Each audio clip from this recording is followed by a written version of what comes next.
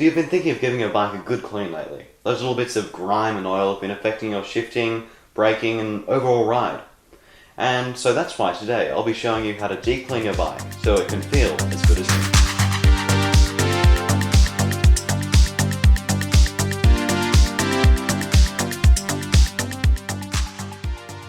When you ride, you gather up dirt and oil that blend into grime along your drivetrain, bearings, and pretty much every place on your bike. This makes your riding experience become slower and slower the more it builds up. This can have long-term effects on your bike, which may even require you to spend more money on servicing and parts than it would just to clean your bike.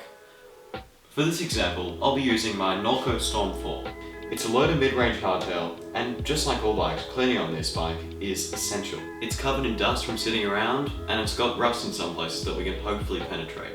And, like mentioned earlier, there's tons of grime and unlubed spots that can turn into rust if we're not careful. This bike is a prime example of one that needs a deep cleaning. In order to get started with cleaning, you'll need a few items. And just before I begin, I just want to clarify that you don't need mountain bike specific cleaning products or cleaning devices. This is because there are many cheaper alternatives that do basically the same job, and if you're worried about scratching your bike, then car wash products do the exact same thing, so just don't worry about it. And many of the things on this list you can just find around your house. So just listen in and then just try and find the best alternatives that you believe will not damage your bike. So these are the essentials. First we need a cleaning rag of some sort. And I really just want to emphasize, do not use one of these. These are going to completely scratch and ruin your bike. It's just a terrible idea. It's very coarse. But something like this will work just fine. It's delicate and smooth, and just a prime example of what you can do with your mountain bike cleaning products on a budget. And now the cleaning solution. Now this isn't as important because no cleaning solution can really damage your paint too much, but something like this dishwash liquid, lemon lime is better for your paint. I'm not exactly sure why. Or you can just use car wash like the one here, or if you have more confidence in it, just use mountain bike specific ones. And next, of course, the toothbrush. You should probably try and get a new one that hasn't been used on your teeth. I've used this one a bit on other cleaning things with my bike, so it's a bit black and oily.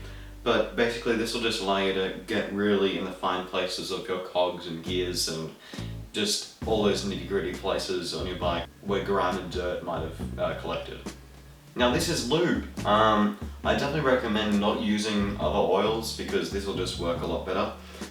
This is rock and roll lube. Basically it just improves the pedaling and the shifting, and it just makes the whole experience a lot smoother. You can get this lube for wet conditions or dry conditions, just anything that suits your riding and your riding condition. And finally you'll need a hose. You can also use a tube or just some sort of funnel that'll make the pressure go a bit higher so you can get all of that main muck off the bike. This is really important for the initial rinse down so you can prepare it for the deep clean and the soap. Now let's actually clean the bike. First you want to bring it outside into either a front or backyard. This can also be done on a balcony or a doorstep, just anywhere that you can spray water. Next, let's prepare our soap. Follow the instructions on your packet. For example, my car wash bottle says that I should have X parts soap and X parts water. Now let's chuck it into the bucket. If you can, put the water in at high pressures to make sure the soap really gets mixed in. Now let's position the bike. A quick tip is to put the drivetrain facing the opposite way from your hose. This is because the oil from the drivetrain could spray onto the rotors and ruin the pads and rotors by making them too slippery.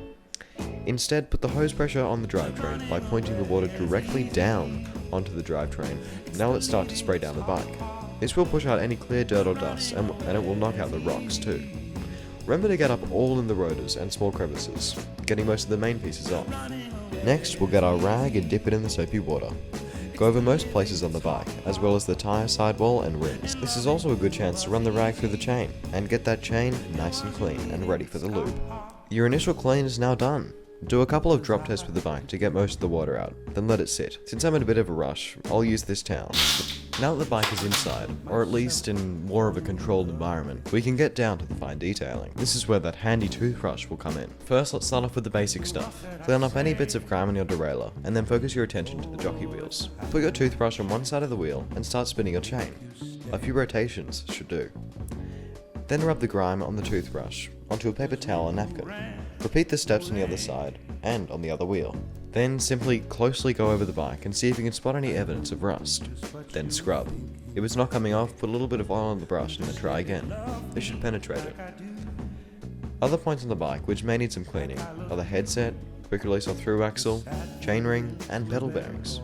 This will likely prevent a lot of the rust from spreading and give you some peace of mind. So let's give that headset a clean by taking off the top cap and giving it a good scrub, but be careful as to not let any water in there.